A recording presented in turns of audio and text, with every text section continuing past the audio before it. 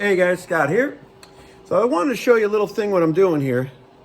I'm making up some wire for the electric fans thermostat switch.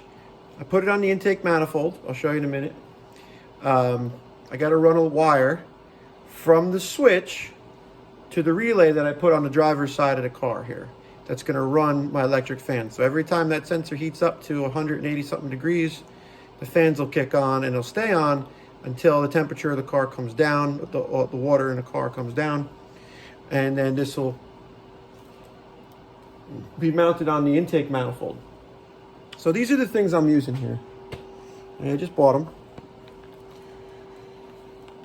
Proper name is heat shrink tubing, right? Dorman. I don't know how much it's cost, a couple bucks. I'd probably say everything's about $12, $15 nowadays. So what you do is you put your butt connector on, or you put your whatever you're fitting that you're using, you know, put one of these on, you crimp it onto your wire, you strip your wire back. Yeah, I'll show you. Strip your wire. These are wire strippers. Okay, they got different gauge wire slots that you just put your wire in there in the valley. I just eyeball them.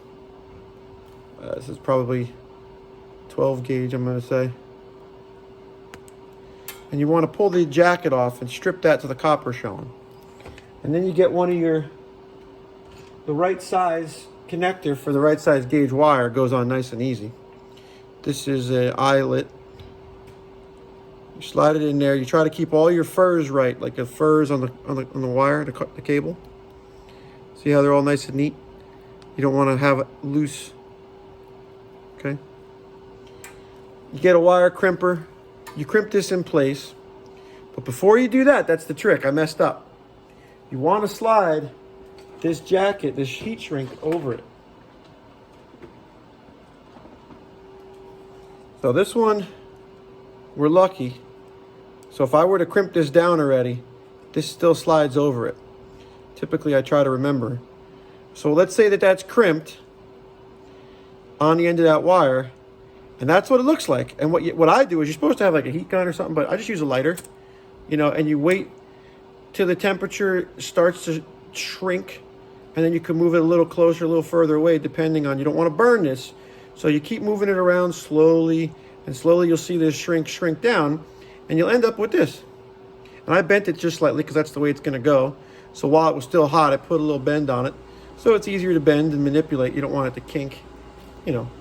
The main reason why I like these is for the moisture, right, I think, but as well, it reaffirms your connection here.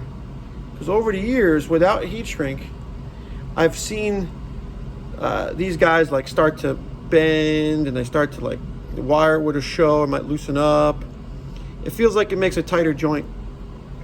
And what I'm going to use them next for is, I'm going to get one of these butt connectors, and I'm going to put this in line to connect two wires. So on this end, this is going to get the heat shrink. Okay. We've already established that we can slide over with these wider. I'm going to crimp this down, crimp another wire, and then I'm going to bury this halfway in between, so that when you see this, both wires will be shrunk, and that'll be a nice connection. Okay, let me get you under the hood. I'm going to try to be really easy with the camera today. I know I've messed up big time yesterday. Okay, try to be more stable. Maybe there's a new GoPro camera I gotta buy or something, I don't know. So right here is where I put the sensor, and that wire is going to go down, under, back, and over here.